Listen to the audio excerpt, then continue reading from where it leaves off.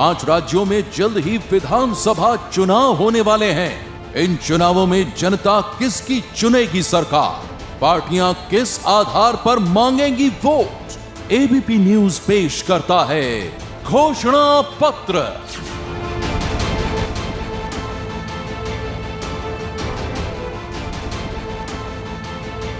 नमस्कार, आप देख रहे हैं एबीपी न्यूज। मैं आपके साथ शोभना यादव।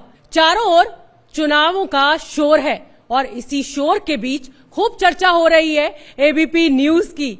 जी हां, आप जानते ही हैं, चुनाव मतलब एबीपी न्यूज। और इसी चुनावी बेला में एक खास कार्यक्रम घोषणा पत्र हम आपके लिए लेकर आए हैं। घोषणा पत्र के इस मंच पर एक बहुत ही खास मेहमान को हम आमंत्रित करते हैं। वो खास मेहमान जिससे सिर्फ उसकी पार्टी को ही नहीं बल्कि जनता को भी बड़ी उम्मीदें होती हैं। तो इसी कड़ी को आगे बढ़ाते हुए आज इस मंच पर जिस शख्सियत को मैं बुलाने जा रही हूं वो किसी परिचय के मोहताज नहीं है।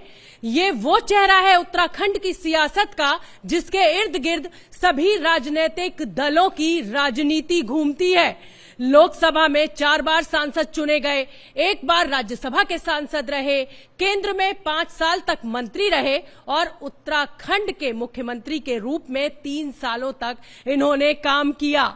आप समझ ही गए होंगे मैं किसकी बात कर रही हूं। गुस्सा ऐसा कि जब गुस्सा आता है तो पार्टी के आला कमान को मनाना पड़ता है। पंजाब में झगड़ा होता है तो पार्टी को सिर्फ यही चेहरा याद आता है। इनको प्यार से उत्तराखंड के लोग हरदा कहते हैं। तो जी हां, मैं आज यहां पर इस मंच पर बुलाऊंगी उत्तराखंड की सियासत के एक बड़े चेहरे हरीश रावत को। तो हरीश रावत जी को हम इस मंच पर बुलाएं, उससे पहले नजर डालते हैं उनके सियासी सफर पर। उत्तराखंड वासी बदलाव का मूड बना चुके हैं।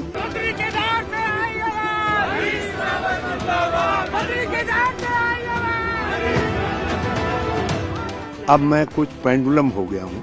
ये मौन व्रत लोकतंत्र को बचाने के लिए। हरीश रावत कांग्रेस के कद्दावर नेता और उत्तराखंड में पार्टी का चेहरा। हरीश रावत के लिए इस बार का चुनाव किसी अग्नि परीक्षा से कम नहीं है। उनके सामने उत्तराखंड में कांग्रेस की वापसी कराने की जिम्मेदारी है। इस बार वो 3 तिगाड़ा काम बिगाड़ा जैसे नारे देकर बीजेपी पर हमला कर रहे हैं। लेकिन उन्हें याद रखना होगा कि सामने बीजेपी की वो सरकार है जिसके पास मोदी जैसा चेहरा है जो किसी भी सियासी गणित को बदलने की ताकत रखते हैं। लोग इस उम्मीद में थे कि जल्दी से जल्दी चुनाव की तिथियां घोषित हों ताकि भाजपा को उनके कुशासन के लिए दंड दिया जा सके।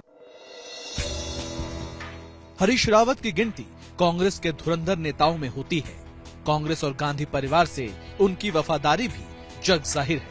वो खुद को कांग्रेस का बालिका वधू तक कहते हैं। बीते साल पंजाब में जब सीएम कैप्टन अमरिंदर सिंह के खिलाफ कांग्रेस की अंदरूनी कलह खुलकर सामने आ गई तो उसमें हरीश रावत ही संकट मोचक बनकर उभरे थे। लेकिन कुछ दिनों पहले बीच चुनावी समर में अपने हाथ बंधे होने का बयान देकर हरीश रावत ने खलबली मचा दी। 73 साल के हरीश रावत 2014 में पहली बार तब उत्तराखंड के मुख्यमंत्री बने थे जब कांग्रेस आला कमान ने मुख्यमंत्री विजय बहुगुणा को हटाया था।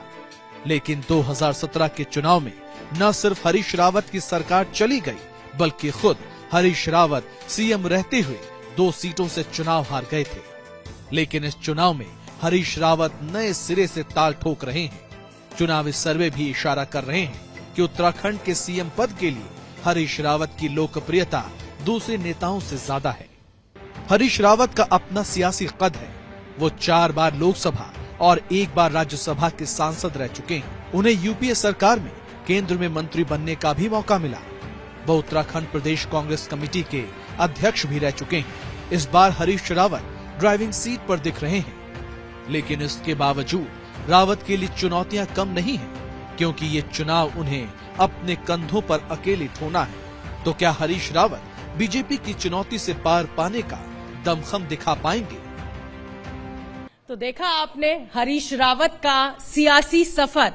इस सफर को हम आगे बढ़ाएं मंच पर सवाल जवाब का सिलसिला शुरू करें उससे पहले मैं आपको बताना चाहती हूं कि एबीपी न्यूज एक जिम्मेदार चैनल है।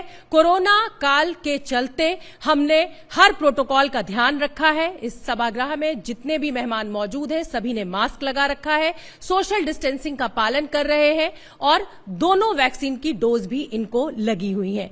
तो चलिए हरीश रावत जी को मैं मंच पर अब आमंत्रित करूंगी। हरीश रावत जी, सवाल जवाब का सिलसिला हम शुरू करें उससे पहले मैं चाहूंगी कि कांग्रेस को उत्तराखंड की जनता क्यों वोट दे, क्या है आपका घोषणा पत्र संक्षिप्त में। तो तालियों के साथ स्वागत कीजिए हरीश रावत जी का। आइए सर।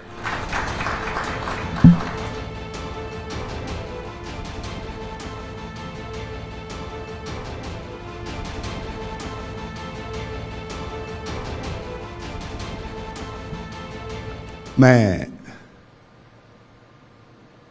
आप सबको प्रणाम करता हूं और ये घोषणा पत्र श्रृंखला अपने आप में बहुत रोचक है और चुनाव के दौरान इससे मतदाताओं तक अपनी और अपनी पार्टी की बात पहुंचाने में सभी राजनीतिक दलों को मदद मिलेगी। इसके लिए मैं एबीपी को बहुत बहुत साधुवाद भी देता हूं। हमें क्यों चुने, कांग्रेस को जनता क्यों चुने? उत्तराखंड में इसके दो स्पष्ट आयाम हैं। एक आयाम सत्तारूढ़ दल और 5 साल उसकी ज्वलंत विफलताएं हैं। 5 साल में अच्छी गवर्नमेंट देने के बजाय 3 मुख्यमंत्री दिए। एक मुख्यमंत्री जिसने 4 साल के करीब राज्य का नेतृत्व किया, उसको बजट सत्र के दौरान जब वो बजट वित्त मंत्री के रूप में विधानसभा में अपने बजट को पायलट कर रहे थे, भाजपा का नेतृत्व सर्वे के आंकड़ों से या आंतरिक सर्वेक्षण के आंकड़ों से इतना हकलान हो गया कि उनको बजट सत्र के दौरान ही बजट पारण से पहले बुला करके उनसे इस्तीफा लिखवा दिया गया। दूसरा व्यक्ति जिनको बहुत फैनफेयर के साथ, बड़े गाजे बाजे के साथ चयनित किया, क्योंकि वो पार्टी के प्रदेश अध्यक्ष रह चुके थे, सांसद थे, मगर उनको ये समझ ही में नहीं आया कि कब मैं मुख्यमंत्री बना और कब मुझको मुख्यमंत्री पद से हटा दिया गया। मतलब कब सधुआ हुआ कब विधवा हुआ, ये वो समझ ही नहीं पाए, आकलन नहीं। तीसरे व्यक्ति को हावड़ तोवड़ में एक नारा बनाने के लिए कि युवा चेहरा लाए ताकि एंटी इनकम्बेंसी छुप सके। आए बाद में लोगों ने खनन प्रिय मुख्यमंत्री का तगमा उनके कोट पर पहले ही टांग दिया।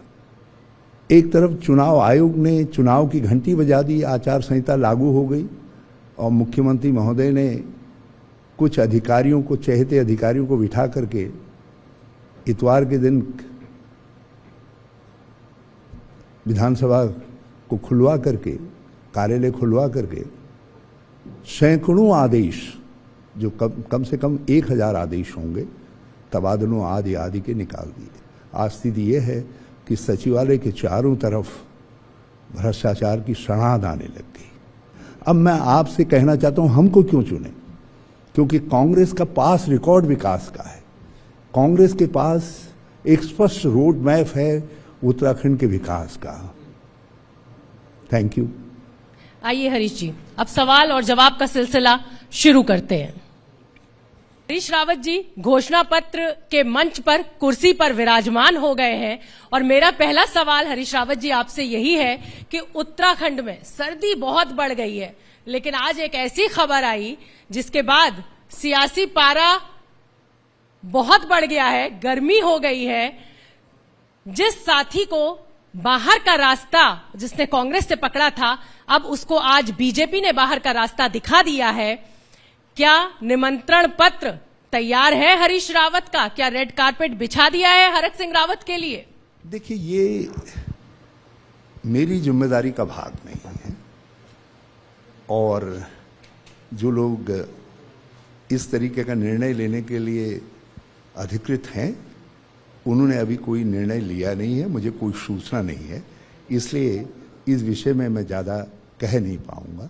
लेकिन एक बात जो मैंने सार्वजनिक रूप से पहले भी कही है कि जिन लोगों ने विधानसभा सत्र के दौरान अचानक भाजपा के पाले में जाकर के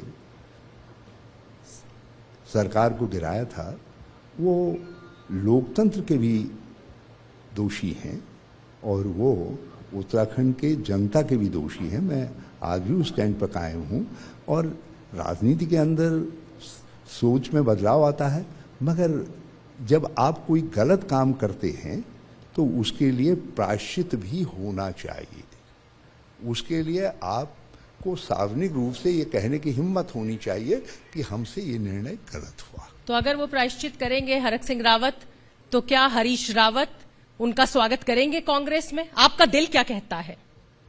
देखिए, ये राजनीतिक परिस्थितियों पर, सामने की चुनौतियों पर निर्भर करता है, और जिन लोगों को उन चुनौतियों का सामना करने के लिए टीम सजानी है, मैं उसमें से एक व्यक्ति हूं। जो भी निर्णय होगा वो कलेक्टिव होगा, सामूहिक होना चाहिए, और अभी उस निर्णय में मुझे भागीदार नहीं बनाया गया। ठीक है, तो मैं अब, मेरी वरिष्ठ सहयोगी संगीता तिवारी हमारे साथ मौजूद हैं, वो आपसे सवाल लेना चाहती हैं, उनका मैं रुख करूंगी। हरीश रावत जी, आपने कहा कि पार्टी नेतृत्व फैसला करेगा, पार्टी फैसला करेगी, आप भी एक उनमें से होंगे जो कि सजाएंगे जब अगर आने की बात होगी। तो मेरा सवाल बड़ा सीधा सा है, इसका मतलब क्या ये निकाला जाए कि हरक सिंह रावत कांग्रेस में आते हैं तो हरीश रावत को कोई आपत्ति नहीं है? देखिए, आपको कभी कभी स्थितियों में आए हुए बदलाव को एक्नॉलेज करना पड़ता है। आप जब राजनीति और सामाजिक क्षेत्र में होते हैं, इवन अपने व्यक्तिगत जीवन के क्षेत्र में भी कभी कभी आपको अपने मानस को ठीक तरीके से एडजस्ट करना पड़ता है, अपनी भावना को ठीक तरीके से एडजस्ट करना पड़ता है, ताकि एक उस काल परिस्थिति के अनुरूप जो है एक ठीक निर्णय लिया जा सके। और मैं, यदि सब लोग सहमत होंगे तो मैं भी जो है उस निर्णय के साथ खड़ा रहूंगा। तो बड़ी बात हरीश रावत जी ये कह रहे हैं कि अगर पार्टी साथ देगी, सभी साथ होंगे, तो वो तैयार हैं कि हरक सिंह रावत को कांग्रेस में शामिल कर लिया जाए। रुख करूंगी आशीष का, उनका भी सवाल तैयार है। बिल्कुल हरीश रावत साहब, मैं, बड़ा दिलचस्प आपने कहा ना कि लोकतंत्र के दोषी होते हैं ऐसे लोग। तो आपने तो कह ही दिया, जहां तक मैं समझ पा रहा हूं, कि Harish Rawat is not the votary कि हरक सिंह रावत पार्टी में आए। मेरा सवाल ये है सर कि पंजाब हो चाहे उत्तराखंड हो, मुझे पता है कि उत्तराखंड में और भी पार्टी के लीडर्स हैं जो चाहते हैं कि हरक सिंह रावत को पार्टी में ले आए। तो मतलब हर स्टेट में राइवल्स खड़ा करने की जरूरत क्या है? आप लोग एक्सीडेंट प्रोन नहीं हो गए हैं बहुत ज्यादा कि हर जगह ऐसे लोगों को ले आते हैं जिनको पार्टी के आप जैसे वरिष्ठ नेता नहीं चाहते? देखिए, मैं बहुत स्पष्ट मत का हूं, और मैं पार्टी के सम्मुख भी और देश के सम्मुख भी इस बात को रख चुका हूं कि आखिर जो आज एक परिवर्तित मूड दिखाई दे रहा है कि भाजपा से लोग कांग्रेस में आना चाहते हैं अपनी राजनीति को बचाने के लिए या चुनावी जीत के लिए, ये कार्यकर्ताओं की लगातार मेहनत का फल है। उन्होंने खेत को सींचा है, तो जो खेत को सींचने वाले हैं, जिन्होंने इस लायक बनाया है कि उसमें अब इस समय फसल उग सकती है, तो उनके हित की रक्षा की जानी चाहिए। और मैं उन कार्यकर्ताओं की भावना के साथ हूं, लेकिन चुनावी दृष्टिकोण से कभी कभी रण जीतने के लिए आपको कुछ ऐसे स्ट्रेटेजिकल निर्णय लेने पड़ते हैं। तो वो स्ट्रेटेजिकल निर्णय यदि लिए भी जाएं तो उन कार्यकर्ताओं की भावनाओं का आदर करते हुए और उनकी मेहनत के पे परिणामों को भविष्य के लिए सुनिश्चित करते हुए लिया जाना चाहिए। तो मतलब आप ये कह और रहे हैं कि कार्यकर्ताओं की हाँ, भावनाओं का ध्यान आप मैं रखेंगे। क्योंकि मैं जानता हूं इस तरीके के निर्णय लेने में कहीं न कहीं पर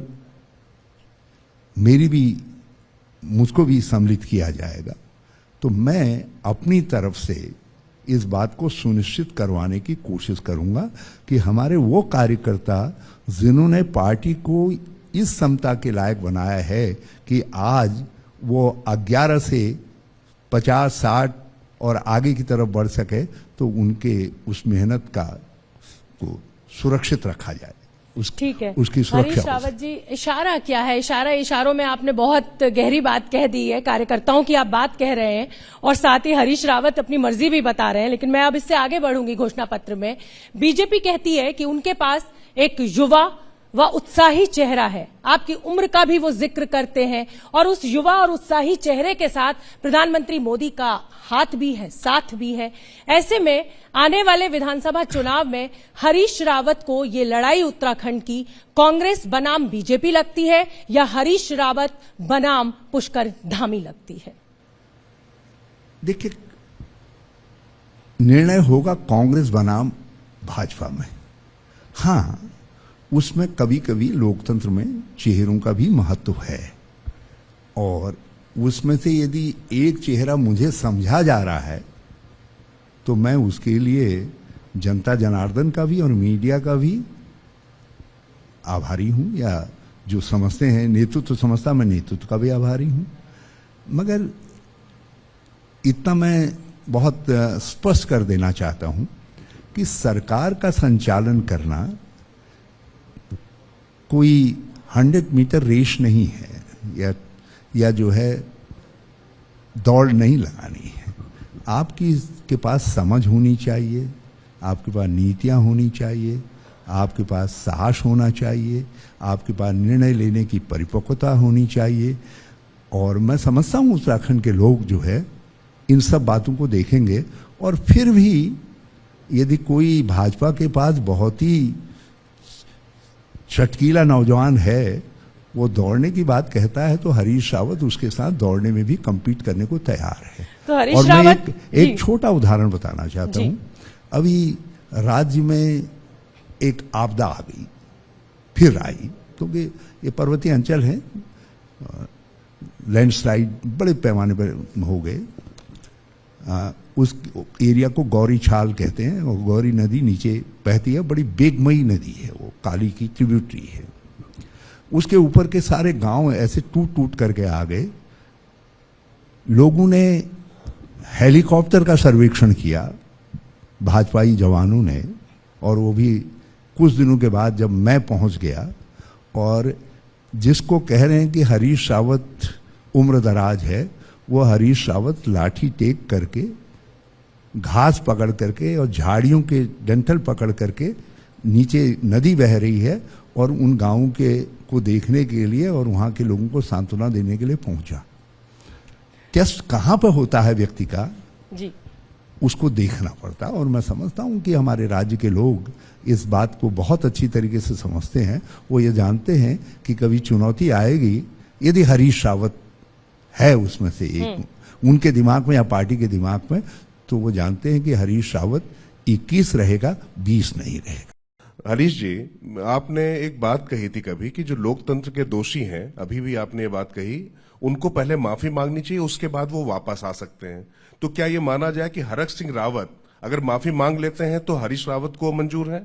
और दूसरा, विजय बहुगुणा जी बाकी रह गए जिन्होंने सरकार आपकी गिराई थी, जिन लोगों की बड़ी भूमिका थी, क्या उनका भी आप स्वागत करेंगे?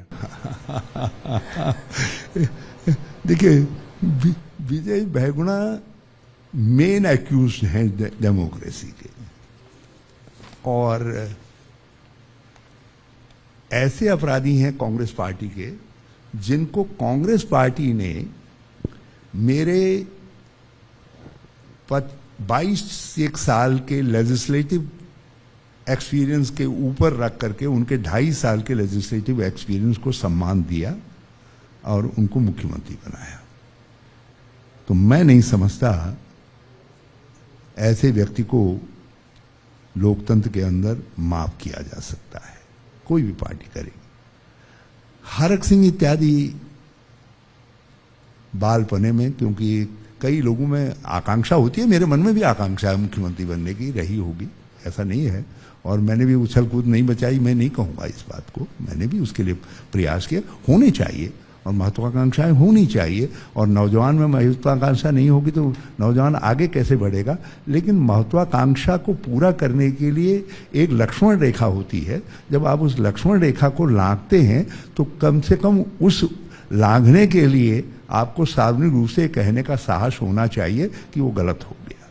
तो मैं अपेक्षा करता हूं कि जो कांग्रेस में आना चाहते हैं कम से कम इस शिष्टाचार को निभाएं, और ये आवश्यक है पार्टी के सम्मान के लिए भी, लोकतंत्र के प्रति सम्मान जताने के लिए भी, और मेरा फर्ज है एक चौकीदार के तौर पर कि मैं सावधान रहो कहता रहूं। आपकी बातें तो मुझे बिल्कुल प्रवचन जैसी लग रही हैं। मैं आपसे बिल्कुल सीधा पूछ रहा हूं, जो मुझे समझ में आया मुझे बताइए, क्या मैं गलत हूं? अगर हरक सिंह रावत माफी मांगे आ सकते हैं, साथ ही हरीश रावत को ही मुख्यमंत्री प्रोजेक्ट करना होगा, हरक सिंह किसी हालत में मुख्यमंत्री नहीं होते। आप ये एक तरीके से कहना चाह रहे हो जो मुझे मोटा मोटा समझ में आ रहा है। देखिए, इस समय हमारे सामने मुख्यमंत्री का लक्ष्य नहीं है, और मैंने अपनी उस आकांक्षा को पार्टी की आज की आवश्यकता को देखते हुए अलग रख दिया है। मैंने कहा नहीं, मैंने वो देवताओं को समर्पित कर दी है, भगवान केदार को समर्पित कर दी है। हमारी इस समय की आवश्यकता है कि हम चुनाव जीतें, ताकि हिंदुस्तान में जो प्रतिपक्ष निरंतर कमजोर होता जा रहा है, लोकतांत्रिक संस्थाएं कमजोर होती जा रही हैं, और हमारा संवैधानिक मान्यताएं कमजोर होती जा रही हैं, एक सहिष्णु देश असहिष्णु देश में परिवर्तित होता जा रहा है। ऐसा करने वाले लोगों के सामने एक चेक पॉइंट के तौर पर उत्तराखंड का निर्णय उनको अपनी सोच और अपने कार्यक्रम को बदलने के लिए मजबूर करे। एक बड़ा लक्ष्य है लोकतंत्र की, देश के अंदर लोकतंत्र की रक्षा करने का, और सौभाग्य से एक छोटे से राज्य को, और जहां हमारे सौभाग्य से बद्रीनाथ, केदारनाथ, गंगोत्री, यमुनोत्री सारी धाराएं हैं, संस्कृति की परंपराएं हैं, उस राज्य को यह अवसर मिला है कि वो अपने निर्णय के जरिए भारतीय लोकतंत्र की गंगा को सतित सलवार रहने दे। इसलिए कांग्रेस का जीतना उत्तराखंड के अंदर आवश्यक है, और उस जीत के लिए हरीश रावत अपनी हर तरीके की आकांक्षा, महत्वाकांक्षा को गौण समझता है, और ये काम केवल कांग्रेस कर सकती है। हरीश जी, मुझे फिर आपकी बात उतनी समझ में नहीं आई। क्या हरीश रावत घोषणा पत्र पर यह कह रहे हैं कि वो उत्तराखंड के मुख्यमंत्री पद के उम्मीदवार नहीं होना चाहते, नहीं हैं? मैं दावेदार नहीं हूं। यदि पार्टी निर्णय करती है तो सहर्ष, और पार्टी कल भी यदि निर्णय कुछ अन्यथा करती है, हरीश रावत उसको भी सहर्ष स्वीकार करेगा।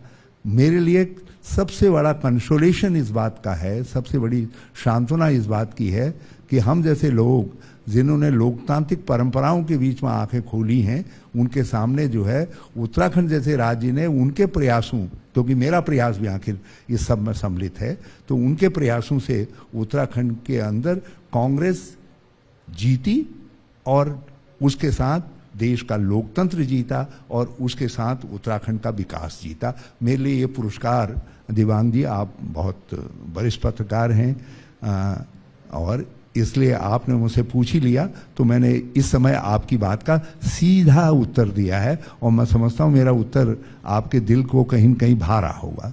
मेरा सवाल आपसे यह है कि ऐसी आला कमान की या कांग्रेस की क्या मजबूरी है कि हरीश रावत के चेहरे पर मोहर नहीं लगा रही है, ये घोषणा नहीं कर रही है कि ये चुनाव उत्तराखंड में हरीश रावत की अध्यक्षता में लड़ा जाएगा। हरीश रावत जरूर फेसबुक पर अपना गुस्से का इजहार करते हैं, आला कमान उन्हें मना भी लेता है, तो क्या है ऐसी मजबूरी? मुख्यमंत्री चेहरे में आप सबसे लोकप्रिय चेहरा हैं, हमारा सर्वे भी ये कहता है। मिस यादव जो है, मैं गुस्सा नहीं होता हूं, और न मैंने गुस्से में ट्वीट किया, बल्कि मैंने बहुत तर्कपूर्ण तरीके से सारी परिस्थितियों में विचार करके किया, और एक करेक्टिव स्टेप उठ जाए इसलिए किया, और वो मुझे मैं आभारी हूं वो स्टेप उठा। जो दूसरी बात आपने कही, मैं भी जब नहा धो करके जब तैयार होता हूं तो आईने में खड़े होकर के कहता हूं कि कहाँ क्या कमी रह गई मेरे प्रयासों में, मेरी कोशिशों में, बल्कि देवता के मंदिर में भी कहता हूं कि अभी मैं इतना विश्वास नहीं जता पाया। फिर मैं ये सोचता हूं कि इस समय की जो देश काल की परिस्थितियां हैं, उन परिस्थितियों को देखते हुए जो पार्टी का निर्णय है वो उचित ही है कि फेज के बजाय सब मिलजुल करके प्रयास करके कांग्रेस को सत्ता में लाएं। और इसलिए जब मुझसे लोगों ने पूछा, देखिए मैं सैद्धांतिक रूप से मैंने इस बात को as a Congress working committee के मेंबर के रूप में उठाया था, और आज भी मैं उस पर कायम हूं कि राज्यों के चुनाव राज्यों के मुद्दों पर ही होने चाहिए, और उसके लिए एक स्पष्ट नेतृत्व तो पहले से निर्धारित होना चाहिए। अन्यथा भाजपा को सारे चुनावों को, यहां तक कि म्युनिसिपल चुनाव को भी मोदी जी बनाम कांग्रेस बनाने में मदद मिल जा रही है। यदि स्थानीय चेहरा कांग्रेस घोषित करेगी तो भाजपा का भी जो स्थानीय चेहरा होगा उसके बीच में मुकाबला होगा, तो ये स्थिति कांग्रेस के लिए प्लस हो सकती है, कांग्रेस के लिए लाभदायी हो सकती है, क्योंकि कांग्रेस के बाद राज्यों में आज भी अनुभवी नेतृत्व है। तो इसलिए मेरा ये विचार था, क्योंकि अधिकांश जगह भाजपा सत्ता में है, तो भाजपा की लोकल सरकारों की एंटी कम्बेंसी वर्सेस एस्पिरेंट कांग्रेस होगी। जो कांग्रेस के एस्पायर करने वाली लीडरशिप है वो सामने होगी। इस समय जो मोदी जी की आड़ लेकर के भाजपा कभी कभी अपने सारे पापों को छुपा दे रही है, तो वो अवसर उनको नहीं मिल पाएगा, और उत्तराखंड के अंदर हम ये नहीं आने देंगे। इसीलिए हम मोदी जी का नाम ही नहीं लेते हैं। हम तो चुनाव जो है, कोई हमसे कहता है, मैंने कहा भैया जो ये पहलवान हमारे सामने हैं, जो चुनाव के मैदान में दिखाई दे रहे हैं गाड़ गधेरों में, जिन्होंने 5 साल उत्तराखंड को बर्बाद किया है, हम तो इनके खिलाफ चुनाव लड़ रहे हैं। ठीक है, देश का इश्यू जब आएगा 2024 में देखेंगे। चलिए ठीक है, हमारे सहयोगी चैनल गंगा के एडिटर रोहित सावल हमारे साथ मौजूद है। अगला सवाल रोहित का। हरदा आपसे सवाल है, अभी हरक सिंह रावत के बारे में भी आपसे सवाल हुए, तो आपने उन्हें दोषी कहा। इससे पहले आप ये भी कह चुके हैं कि जो उजाड़ू बैल हैं उनको आने नहीं दूंगा। आपने हमारे उत्तराखंड में बल्द कहते हैं, आपने बल्द शब्द का भी इस्तेमाल किया था बैल को। लेकिन मैं आपको बताऊं कि नेता प्रतिपक्ष पूर्व कांग्रेस प्रदेश अध्यक्ष प्रीतम सिंह का बयान आ चुका है। वो कह रहे हैं कि हरक सिंह रावत का कांग्रेस में स्वागत है और उनके टिकट, 2 टिकट का फैसला सोनिया गांधी लेंगी। देखिए, हरीश रावत कह रहे हैं कि नहीं, अभी तो सोचेंगे, विचारेंगे, लोकतंत्र के दोषी हैं। तो कांग्रेस में जो आपस के बीच की जो स्थिति है ये कब ठीक होगी, और इस बयान पर क्या कहेंगे आप प्रीतम सिंह के? उनका विचार है, जो मेरा विचार है वो है, उसके बाद जो निर्णय होगा वो कांग्रेस का विचार क्या है? तो कांग्रेस तो आपके और प्रीतम सिंह से मिलकर ही बनेगी। मैंने अपनी सोच समझ साफ तौर पर बता दी, और जो फैसला होगा वो सामूहिक होगा, वो पार्टी लीडरशिप का होगा, उसको हरीश रावत भी मानेंगे। इवन वो निर्णय मेरे बाहर निकलते ही भी होता है तो भी मुझको मान्य होगा, और फिर मैं भी उसी भाषा में बात करूंगा जिसमें पार्टी के प्रदेश अध्यक्ष या सीएलपी लीडर कर रहे हैं। हरीश रावत जी, आप कहते हैं 3 तिगाड़ा काम बिगाड़ा। ये जो 3 तिगाड़ा है, क्या ये जो बीजेपी ने 3 मुख्यमंत्री बदले हैं उस ओर आपका इशारा है, या कांग्रेस, बीजेपी और आम आदमी पार्टी, ये जो त्रिकोणीय मुकाबला खड़ा हो गया है उस आम आदमी पार्टी से, जिससे सबसे ज्यादा खतरा हरीश रावत की कांग्रेस को दिखाई दे रहा है, क्योंकि वो भी सेकुलर पॉलिटिक्स करते हैं, वो भी प्रोग्रेसिव होने की बात करते हैं, इस ओर आपका इशारा था? 3 तिगाड़ा काम बिगाड़ा क्या है ये? देखिए, स्पष्ट तौर पर जो 3 तिगाड़ा काम बिगाड़ा भाजपा नहीं आएगी दोबारा, ये तो भाजपा को लेकर के है। और जिस तरीके से मुख्यमंत्रियों को बदला गया और जिस प्रकार से 5 साल सरकार का संचालन किया गया, वो उत्तराखंड का अपमान है, और उस अपमान का दंड देंगे लोग। जहां तक किसी और प्लेयर की आप बात कर रहे हैं, तो लोग जानते हैं कि कौन वोट काटने के मात्र से आ रहा है। तो उत्तराखंड वोट काटने वालों को, वोट कटवा लोगों के साथ खड़ा नहीं होता है, उत्तराखंड बनाने वालों के साथ खड़ा होता है। ये काटने वालों के साथ क्यों खड़ा होगा? आपसे पूछना चाहता हूं कि क्या पार्टी में ही एक धड़ा है क्या? ऐसा लग रहा है जो आपकी जो कैंडिडेचर है मुख्यमंत्री को लेकर के उसके खिलाफ खड़ा है और आपके खिलाफ पार्टी में ही गुटबाजी चल रही है। मैं ये तो नहीं कहूंगा कि पार्टी में सब लोग मेरी बात से या उत्तराखंड में ही सब लोग सहमत हैं। अनंतो गत्वा जिस तरीके से मैं एक बात को मान रहा हूं और मैंने हृदय से स्वीकार किया है, मैं समझता हूं पार्टी का कोई अन्यथा निर्णय होगा तो उसको मेरे दूसरे साथी भी स्वीकार करेंगे। और हम में अप्रोच की भिन्नता हो सकती है। हम में कभी कभी एक सामयिक तौर पर ये भिन्नता हो सकती है कि कुछ लोग समझते हों कि नहीं, हरीश रावत से बेहतर कोई और व्यक्ति हो सकता है। मगर एक बात के लिए मैं अपनी प्रांतीय इकाई का बहुत आभारी हूं कि लोगों ने मेरे प्रति आदर भाव रखा है। ये कहा है नहीं, अभी ये निर्णय नहीं होना चाहिए, मगर नेता हमारे नेता हैं तो अब कोई आवश्यक नहीं। मुख्यमंत्री पद बड़ा थोड़ी होता है। अपने साथियों का प्यार साथ रहे, आदर भावना उनके मन में रहे, तो ये भी तो राजनीति के अंदर एक बड़ी पूंजी है। हा? और मैं छोटी पूंजी के चक्कर में इस बड़ी पूंजी को क्यों गंवाऊं? यदि मेरे साथी ये कहते हैं कि भाई साहब हो गया, बहुत हो गया, तुम सब तीर्थ नहा लिए, अब हम इस तीर्थ में हम नहाना चाहते हैं, तो मैं उनको क्यों हतोत्साहित करूं? सिर्फ बड़े भाई साहब तो कहें, आदर और सम्मान के साथ तो कहें। तो ये जो शिष्टाचार है वो उत्तराखंड की परंपराओं के अनुकूल है। उसके लिए मैं उन सबको जो मुझको कहते हैं नहीं हमारे नेता हैं, हमारे बड़े भाई हैं, हमारे सीनियर हैं, मैं उन सबको धन्यवाद देता हूं। अगला सवाल मनु पवार। रावत जी, आप हमारे गृह राज्य के नेता हैं। जहां एक आम धारणा है कि आप जब विपक्ष में होते हैं तो बहुत जेन्युइन नेता नजर आते हैं, बहुत जेन्युइन नेता। आप बहुत बुनियादी सवालों पे बात करते हैं, पहाड़ के मसलों पे बात कर रहे हैं, स्थानीय रोजगार, स्थानीय उत्पाद, इवन कि गैरसैंण का अभी आपने कहा कि पहाड़ में राजधानी वाला मामला जो है, विधानसभा का जो आपने भवन बनवाया। लेकिन जब आप पावर में आते हैं, सत्ता में आते हैं, तो आपके इर्द गिर्द एक ऐसा घेरा बन जाता है कि विपक्ष में रहते हुए जो आप बुनियादी सवाल उठाते हैं, जो जेन्युइन मुद्दों पे बात करते हैं, वहां आपकी नजर नहीं जाती। तो मैं ये जानना चाह रहा हूं कि पिछले वाले हरीश रावत और अब वाले हरीश रावत में क्या फर्क देखेंगे, क्या आश्वस्त करेंगे आप उत्तराखंड की जनता को? जो आप मुझसे अपेक्षा कर रहे हैं, हरीश रावत वही है, और जो देखा वो सत्ता का थोड़ा स्वभाव है। मगर मैं इतना आपसे कहना चाहता हूं, मुझे 3 साल मिला, बल्कि आज मुझे खुशी है। मेरे लोकल वोकल की बात को माननीय प्रधानमंत्री जी भी कह रहे हैं। मैंने सारे लोकल उत्पादों को, लोकल चीजों को प्रोत्साहित करने का काम किया। नंबर 1, मैंने वहाँ की संस्कृति, परंपराएं आदि को, यहाँ तक कि ऐपण जैसी कला जो विलुप्त प्राय हो गई थी, या गंगा दशहरा की, उनको भी उभार करके रखा।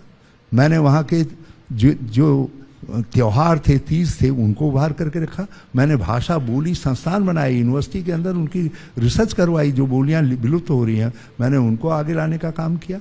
मैंने कलाकारों को, जो हमारी कला संस्कृति के संधि स्थल हैं, उन सबको प्रोत्साहित करने का काम किया।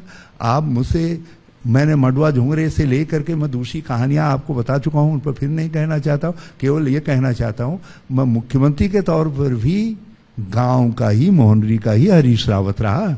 मैं जितनी बार मैं मुख्यमंत्री के तौर पर अपने गांव में गया हूं, उतना शायद ही कोई गया हो। संगीता तिवारी, अगला सवाल। हरीश रावत जी, मैं आपको उत्तराखंड से निकाल के थोड़ा सा दूसरे राज्य में ले चलना चाहूंगी, जहां के मसले आप बहुत दिनों तक सुलझाते रहे, लेकिन कांग्रेस के मसले वहां के अभी सुलझे नहीं हैं। पंजाब की बात कर रही हूं। पंजाब में समस्या है कहां? चूंकि आपने बड़े करीब से देखा है, तो दिक्कत क्या है? वहां पे स्टेट लीडरशिप की दिक्कत है, या कि यहां दिल्ली में बैठे लोगों में दिक्कत है?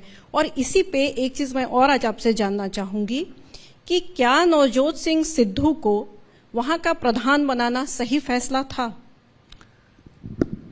बिल्कुल सही फैसला था, क्योंकि सरकारों के प्रति अकाली दल से लेकर के अमरेंद्र सिंह जी की सरकार तक जो एंटी इनकम्बेंसी बिल्ट हुई थी, उस एंटी इनकम्बेंसी का फायदा उठाने के लिए आप मैदान में आ गई थी, और उसके बीच में एक रुकावट कोई बन सकता था तो वो नवजोत सिंह सिद्धू था, और वो रुकावट बना। और यही कारण है कि जिस तेजी के साथ आप ऊपर बढ़ रही थी, आपके बढ़ने पर ब्रेक लगा, और चन्नी के श्री चरणजीत सिंह चन्नी के बनने के बाद इवन जो सेफोलॉजिस्ट भी हैं जो ये गणना कर रहे हैं, वो लोग भी इस नतीजे पर पहुंचे हैं कि एनीथिंग कैन हैपन देयर। बहुत बहुत धन्यवाद, आप हमारे कार्यक्रम में आए। देखते रहिए एबीपी न्यूज, चुनाव मतलब एबीपी न्यूज।